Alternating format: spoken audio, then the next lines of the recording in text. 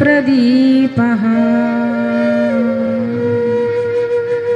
यं प्रव्रजन्तमनुपीतमपीतकृत्यम् द्वैपायनो विरहकातराजुहाव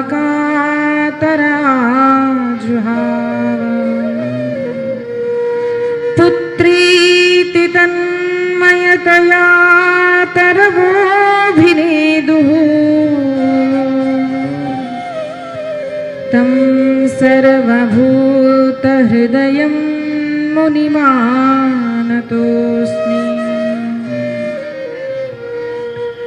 ब्रह्मानन्दं परमसुखदं केवलं ज्ञानमूर्तिं द्वन्द्वातीतं गगनसदृशं तत्त्वमस्यादिलक्ष्यम् एकं नित्यं विमलमचलं सर्वधी साक्षिभूतं भावातीतं त्रिगुणरहितं सद्गुरुं तन्नमामि।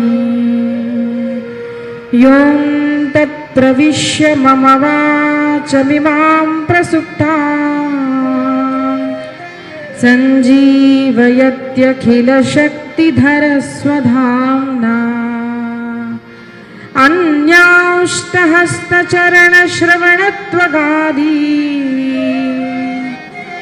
प्राणान्नमो भगवते पुरुषाय तुभ्यम्।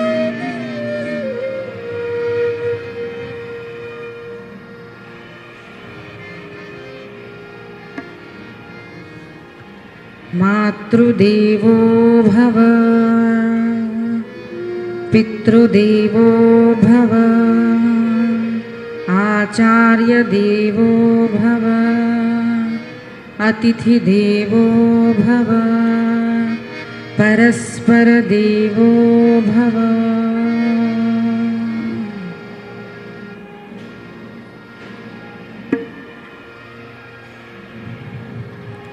ఒక 2 నిమిషాలు అందరం కలిసి భగవన్నామస్మరణ చేద్దాము.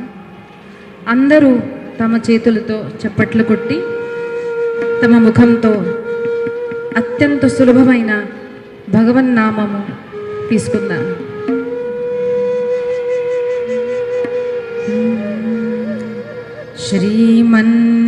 శ్రీమన్నారాయణ నారాయణ నారాయణ శ్రీమన్నారాయణ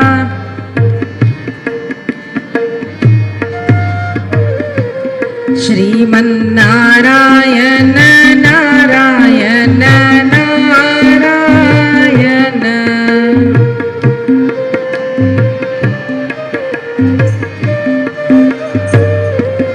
జయ జయ నారాయణ నారాయణ నారాయణ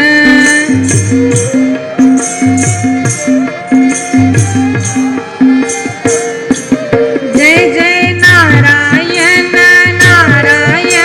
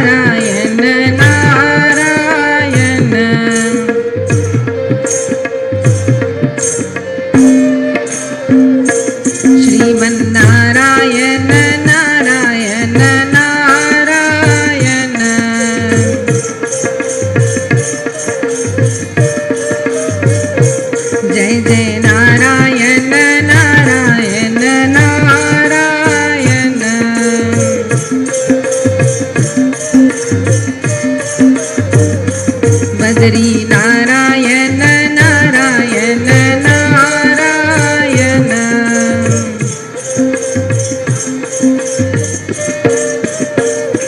జయ జయ నారాయణ నారాయణ నారాయణ.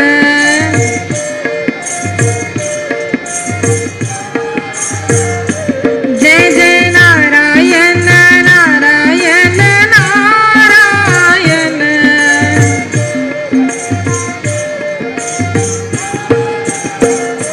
శ్రీమన్నారాయణ నారాయణ నారాయణ.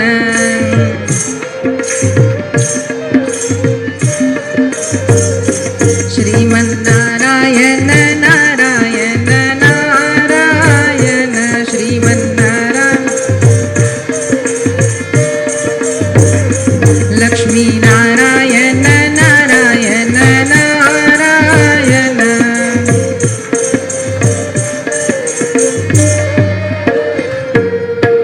లక్ష్మీనారాయణ భగవానికి.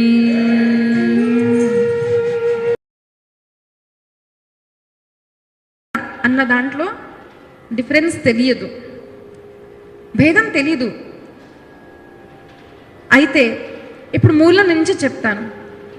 సాక్షాత్ శ్రీమన్నారాయణ శ్వాస ప్రశ్వాస నుంచి వచ్చినది వేదము. వేదము అది రాసినది కాదు, ఎవ్వరు రాయలేదు, అది రచించినది కాదు.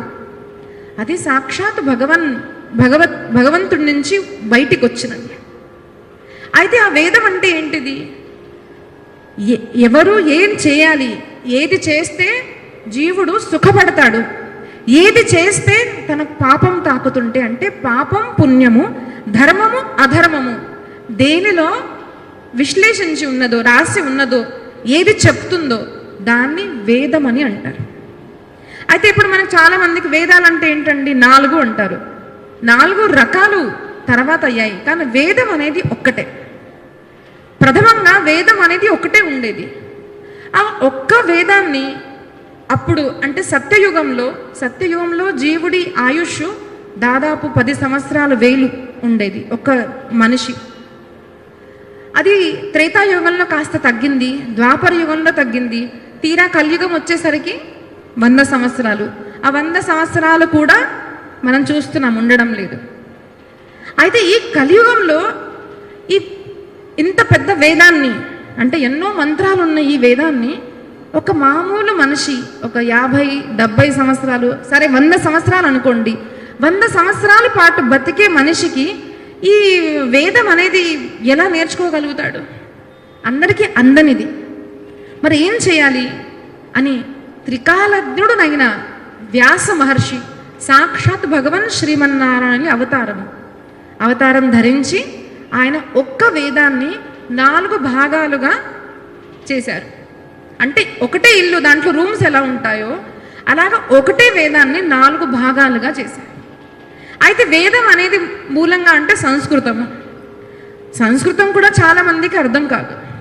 మరి ఆ వేదంలో ఏం చెప్పారు, ఏం గ్రహించాలి అనేది ఈ కలియుగంలో మనిషికి ఎలా అని ఆలోచించి ఆ వేదంలో ఉన్న ఉపదేశాన్ని స్టోరీబద్ధంగా, అంటే కథల రూపంలో ఏది నిర్మించారో వ్యాసుల వారు దాన్ని పురాణాలు అంటారు. పురాణాలు అయితే ఒక పురాణం కాదు, 18 పురాణాలు.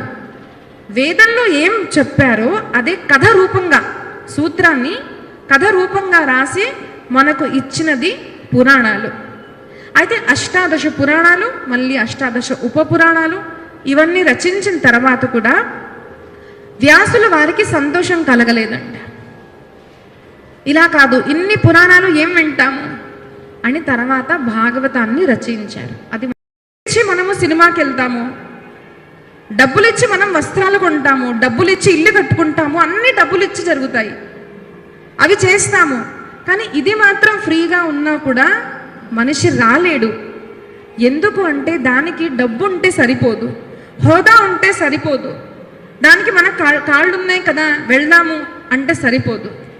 కాళ్ళు ఉన్నా కూడా ఎవరి హృదయంలో ఆ భగవత్ ప్రేరణ కలుగుతుందో, ఆ భగవన్ శ్రీమన్నారాయణుని కథ వినాలి అని ప్రేరణ కలిగించిన వాళ్ళ హృదయం మాత్రమే, అట్లాంటి జీవులు మాత్రమే ఇక్కడికి రాగలుగుతున్నారు. అందుకోసం ఇక్కడ విచ్చేసిన వాళ్ళు మీరు మామూలు మనుషులు మాత్రం ఖచ్చితంగా కాదు. శ్రీమద్ భాగవతం ఎవరెవరికి చెప్పారు, ఎలా చెప్పారో మనం విందాము. అయితే మీరు విన్నారో లేదో నాకు తెలీదు, కానీ శుక మహర్షి, శుక పరబ్రహ్మ ఒక్క పరీక్షిత్ మహారాజు కోసం మాత్రమే వచ్చి చెప్పారు. ఒక్కరి కోసమే వచ్చి, ఎవరి దగ్గర వెళ్ళని వారు అట్లాంటి పరబ్రహ్మ మహర్షి వచ్చి ఒక్క పరీక్షిత్ మహారాజు మాత్రమే ఎందుకు చెప్పారు? వేదంలో ఏం చెప్పారో అదే కథ రూపంగా, సూత్రాన్ని కథ రూపంగా రాసి మనకు ఇచ్చినది పురాణాలు. అయితే 18 పురాణాలు, మళ్ళీ 18 ఉప పురాణాలు, ఇవన్నీ రచించిన తర్వాత కూడా వ్యాసుల వారికి సంతోషం కలగలేదంట. ఇలా కాదు, ఇన్ని పురాణాలు ఏం వింటాము అని తర్వాత భాగవతాన్ని రచించారు. అది మనం ముందు విందాము. అయితే ఇలాగా వ్యాసుల వారు ఆ భాగవతాన్ని, భాగవత వేదంలో ఉన్న ఉపదేశాన్ని భాగవత రూపంలో మనకు ప్రసాదించారు. అయితే భాగవతం అనేది ఏంటిది? చాండల్య మహర్షి అంటారు, భక్తి జ్ఞాన వైరాగ్య సమాయుక్త తస్మాత్ భాగవతం ఈష్యతే. ఏ గ్రంథంలో జ్ఞానము భక్తి వైరాగ్యం కూడి ఉన్నదో దాన్ని భాగవతం అంటారు. అది ఎవరెవరు పాడారంట? భాతి సర్వేషు లోకేషు గీయతే నారదాదిభి. మామూలు మనుషులు పాడింది కాదయ్యా, ఇది నారదాదులు అంటే భగవత్ భక్తులు, అత్యంత శ్రేష్టమైన ఋషిమునులు పాడినది